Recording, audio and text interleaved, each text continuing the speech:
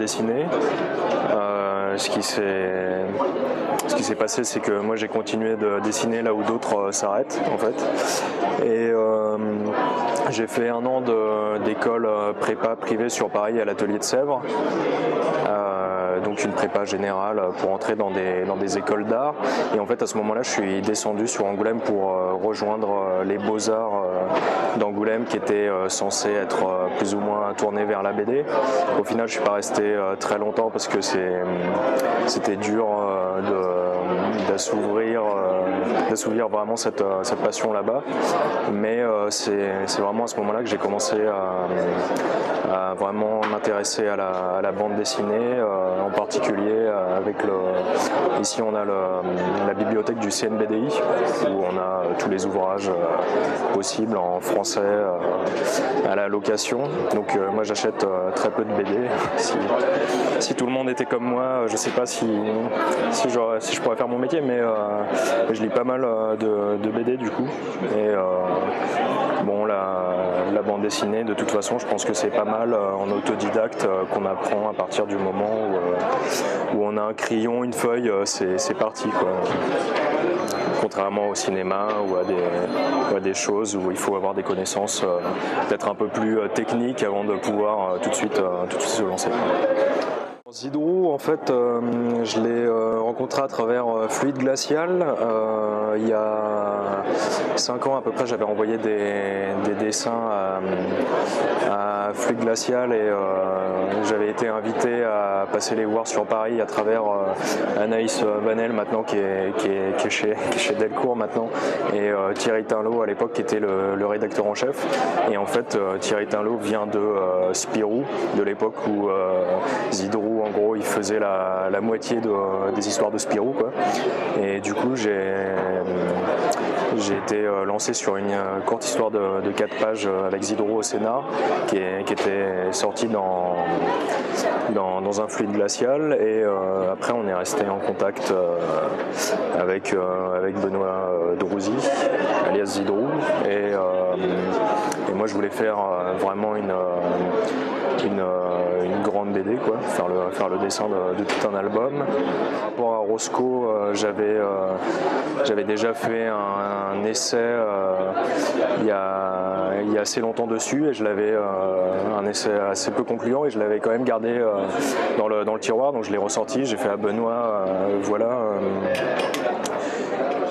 Je vais essayer de refaire un essai dessus. Je crois que je vois ce qui a pas marché la première fois, et donc je me suis lancé. J'ai fait pas mal de découpage, quelques pages finies que j'ai envoyées par internet aux éditeurs, et là Delcourt à travers Grégoire Seguin nous a répondu, et on a été discuter sur Paris pour voir des questions, entre autres le format qui à la base mon découpage je l'avais fait sur format normal, et Grégoire nous a lancé sur ce format qui au final me va très bien. Enfin moi je préfère, quoi. Je crois que c'est un peu plus grand que comics, c'est entre comics et le format normal, et parce qu'il y avait cette collection qui sortait, mais vraiment au niveau du découpage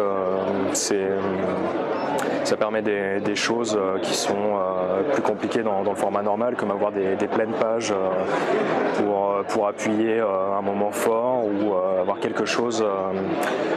Donc il y a 94 pages, donc c'est une histoire quand même assez longue, mais qui a le temps de, je sais pas comment dire, on va dire de respirer, quoi. Non, ça va. Bah le plus dur, je pense que c'était le premier tome de se lancer. Vraiment ça a été un peu long. À un moment je suis parti sur un style un peu plus appuyé dans les noirs, tout ça, puis là il y a Grégoire Seguin qui m'a dit, enfin je lui ai tiré un peu les verres du nez, mais en gros il m'a dit que ça lui plaisait pas, et au final il a raison.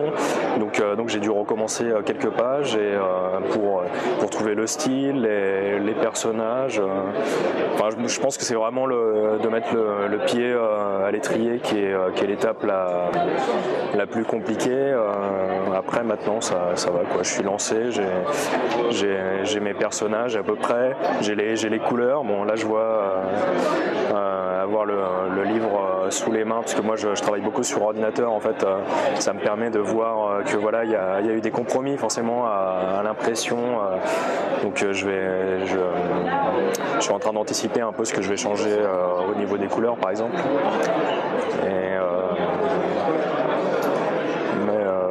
Non, voilà, le plus dur est passé, je crois. C'est différent, mais je pense que quand même c'est les deux formes d'art où peut-être que les différences sont les plus minimes.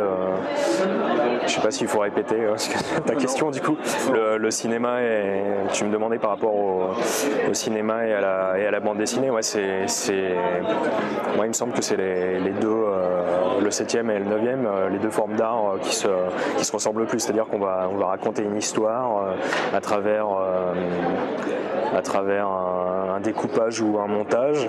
Il y a aussi l'art de l'ellipse qui se retrouve dans les deux. Ouais, je pense que les deux sont pas mal inspirés par l'art qui était là avant, à savoir la peinture et en particulier l'estampe. Je veux dire, aujourd'hui, si on regarde des estampes japonaises de grands maîtres du 19e siècle, il y a quand même quelque chose de très cinématographique. Mais du coup, c'est plus l'inspiration qui venait de là, quoi. Par rapport à l'éditeur, on est au niveau du dessin, on est à peu près dans ce que j'avais montré, mon premier découpage et mes premières planches finales à l'éditeur quand on démarchait. Et du coup non, c'était ça qu'il voulait. Donc à ce moment-là, il n'y a pas eu de problème par rapport à ça. Après. Ouais, je sais pas, moi j'ai l'impression d'avoir un peu c'est difficile de s'analyser, mais peut-être un dessin qui est quand même de la ligne claire, donc il y a quand même un lien avec l'école franco-belge. Après, je sais que j'essaye d'être un peu dynamique dans mon découpage. Donc peut-être, je sais pas, on va dire à l'américaine, j'en sais rien, tout en gardant la lisibilité à la franco-belge. C'est pas vraiment conscient en fait, je me dis pas je vais reprendre tel ou tel style, c'est plutôt je pense que le style c'est quelque chose qui émerge et par la technique, donc là moi je dessine sur ordinateur, sur ma tablette, et surtout par ce que l'histoire a raconté, quoi. Donc je me pose pas vraiment de questions. Enfin, j'essaye pas forcément de copier, après même si comme je lis beaucoup de BD, je me dis tiens, ce passage-là c'est très astucieux ou tout ça, après je le mets dans un coin de ma tête et ça va peut-être ressortir de façon automatique. Je cherche vraiment pas à imiter quelqu'un, même si forcément il y a des affinités qui vont se retrouver, parce que par exemple j'aime bien au niveau de la couleur, quand c'est des aplats très séparés entre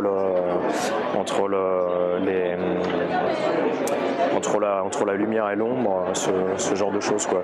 J'ai des préférences après je saurais pas forcément retracer d'où ça vient exactement, quoi. Plutôt que de penser le résultat en termes de référence, je l'ai plutôt pensé en termes de résultat. C'est-à-dire que ouais, dès le début, au début en fait on savait pas si j'allais faire la couleur sur l'album, parce que j'ai pas fait énormément de couleurs avant ça. Après j'ai fait des essais sur quelques pages que j'ai montré à l'éditeur et qui m'a dit que ouais, valait mieux que je fasse les couleurs, parce que ça lui paraissait compliqué à expliquer à quelqu'un d'autre ce que je veux exactement.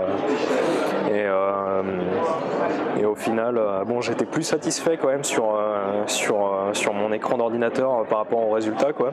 Toujours l'histoire des compromis avec le résultat imprimé, mais je suis quand même assez content d'avoir fait moi-même les couleurs. Dans certaines scènes, je suis vraiment arrivé à l'intention que je voulais. C'est comme la musique d'un film en fait. C'est quelque chose qui va appuyer, que ce soit des sentiments, une situation dramatique, et qui va permettre aussi de rythmer l'album. Par exemple, je sais que souvent il y a une situation qui revient où il y a cette petite fille Epiphany alias Avila Norton qui a des espèces de flashbacks où comme ça elle revit la tragédie de son passé qu'ils avaient un peu essayé que People avait un peu essayé de lui faire oublier à travers l'hypnose et tout ça, et ça revient régulièrement. Et pour